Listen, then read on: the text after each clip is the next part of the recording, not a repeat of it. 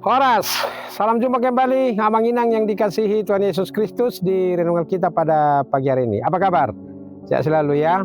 Baik, marilah kita luangkan waktu kita sejenak untuk mendengarkan firman Tuhan di renungan kita pada hari ini sebelum kita melanjutkan aktivitas atau pekerjaan kita hari ini. Baik, kita berdoa.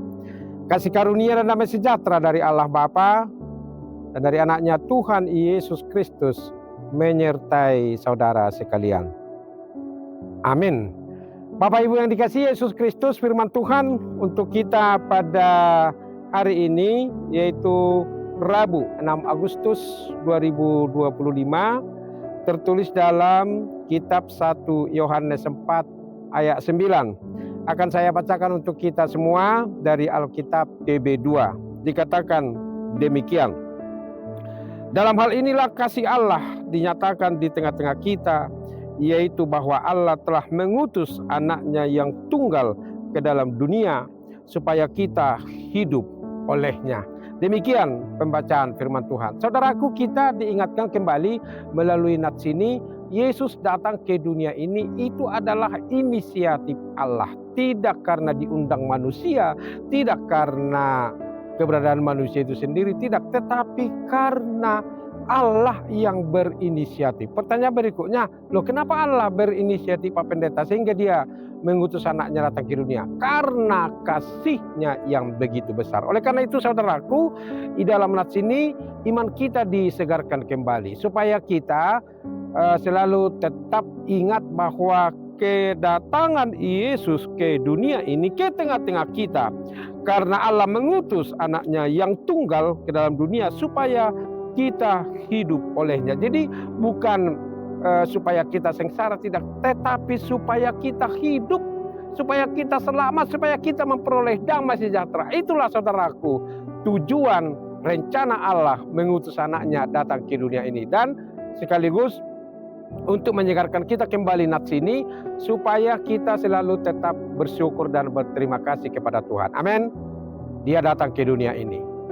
Dia mengasihi kita, mengasihi saudara, mengasihi saya, mengasihi kita semua supaya kita beroleh hidup. Tidak ada yang lain. Hidup ini maksudnya hidup di dunia dengan penuh damai sejahtera, juga hidup di akhirat nanti. Nah, disinilah saudaraku bagaimana penulis kitab 1 Yohanes ini menegaskan kasih Allah dinyatakan di tengah-tengah kita. Kasih Allah itu nyata. Anaknya sendiri yang tunggal ya diutus datang ke dunia ini supaya kita memperoleh keselamatan. Tugas kita sekarang adalah percaya. Udah tidak ada yang lain. Percaya berarti kita harus menuruti firman-Nya, kita harus menuruti kehendak-Nya, kita harus meneladani Yesus. Karakter Tuhan itu harus ada di dalam diri kita supaya kehidupan itu benar-benar terus bertahan di dalam kehidupan kita. Jangan di tengah jalan kehidupan itu hilang. Karena apa? Karena kita berbalik dari Allah. Jadi tetaplah kita konsisten dan tetaplah kita bersyukur kepada Tuhan.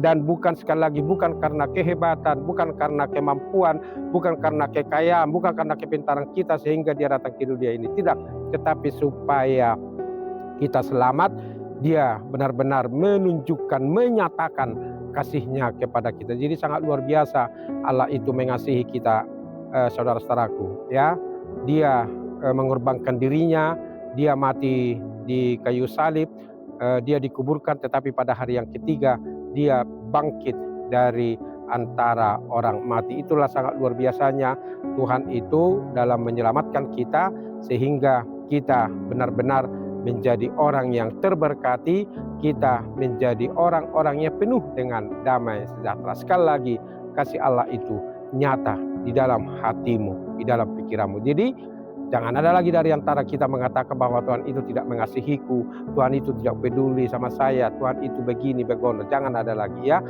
Itu adalah hasutan dari si iblis untuk menjauhkan hati kita. Berilah hatimu diisi. Karena Tuhan tidak akan membawa kita ke dalam kesengsaraan, tidak. Tetapi dengan tegas di dalam nats ini dikatakan supaya kita hidup olehnya. Oleh siapa? Yaitu oleh Yesus Kristus yang mengorbankan dirinya di kayu salib. Nyawanya sendiri diberikan, dirinya sendiri, hidupnya sendiri untuk menebus kita. Ini adalah pengorbanan yang sangat luar biasa, dan sebanyak apapun uang yang kita serahkan kepada Tuhan itu tidak akan bisa membeli keselamatan yang diberikan kepada kita. Dan Tuhan tidak membutuhkan itu, saudaraku, karena Dialah pemilik semuanya, Dialah pencipta kita, dan dari Dialah sumber semua kekayaan yang kita miliki di dunia ini. Maka dengan demikian, marilah kita selalu tetap setia, marilah kita selalu tetap mematuhi, marilah kita selalu tetap rajin mendengarkan firman-Nya. Itu yang diminta. Jangan kita melupakan kasih setia Tuhan. Ingat, saudaraku, ya, bahwa Tuhan itu begitu besar kasih-Nya kepada kita, sama seperti orang tua. Bagaimana sakitnya hati orang tua kalau anaknya yang sudah dilahirkan, yang sudah dibesarkan, yang sudah disekolahkan, yang sudah diperhatikan, kemudian anaknya tidak peduli kepada orang tua.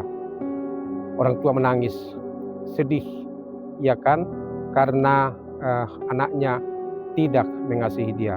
Dan demikian juga Allah sedih dan marah kalau kita tidak mengasihi Dia, padahal Dia sudah mengorbankan dirinya. Oleh karena itu, marilah kita, ya, marilah kita mengasihi Dia, karena Allah sudah lebih dahulu mengasihi kita dengan mengutus anaknya datang ke dunia ini untuk memberikan kehidupan kepada kita. Tuhan Yesus memberkati. Amin. Terima kasih Tuhan untuk firman-Mu yang mengingatkan kami bahwa Engkau telah mengutus anak-Mu yang tunggal, Yesus Kristus, datang ke dunia ini supaya kami hidup olehnya. Terima kasih Tuhan. Itulah kasih-Mu yang nyata kepada kami.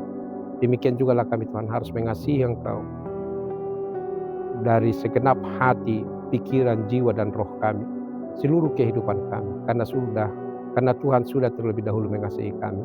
Ajar kami Tuhan untuk menghidupi kasih itu dan mengimani Yesus yang datang ke dunia ini untuk menebus kami. Ya Allah Bapa di sorga, berkatilah kami, berkatilah jemaat-Mu saat ini Tuhan, yang berangkat ke tempat mereka bekerja, dimanapun mereka beraktivitas, dimanapun mereka berkegiatan atau bekerja, biarlah tangan pengasihan-Mu, karena kasih-Mu menyertai kehidupannya. Tuhan, kiranya Engkau juga memberkati anak-anak kami sekarang yang lagi di sekolah, di kampus, di tempat kerja, atau sedang mencari pekerjaan. Tolong mereka Tuhan, supaya mereka juga ingat pengorbanan-Mu ya Yesus untuk menebus kami. Yang sakit, Tuhan beri kesehatan dan kesembuhan. Yang berbeban berat, yang ada tekanan hidup, Tuhan angkat, supaya mereka menikmati kelepasan yang daripada-Mu. Dan juga yang berkebutuhan khusus, Tuhan yang memberi kekuatan kepada mereka. Terpujilah Engkau ya Allah Bapa di sorga, hari ini, besok, sampai selama-lamanya. Di dalam Yesus kami berdoa. Amin. Anugerah Tuhan kita Yesus Kristus, kasih setia dari Allah Bapa, persekutuan dari Roh Kudus menyertai saudara sekalian. Amin. Demikian saudaraku, renungan kita pada hari ini. Selalu tetap mengingat kasih Allah yang begitu besar, mengutus anaknya yang tunggal, Tuhan kita untuk kehidupan kita. Selamat bekerja, selamat beraktivitas hari ini, dan ingat, syukurilah hari ini. Esok akan lebih baik lagi. Tuhan Yesus memberkati kita semua. Salam, Horas.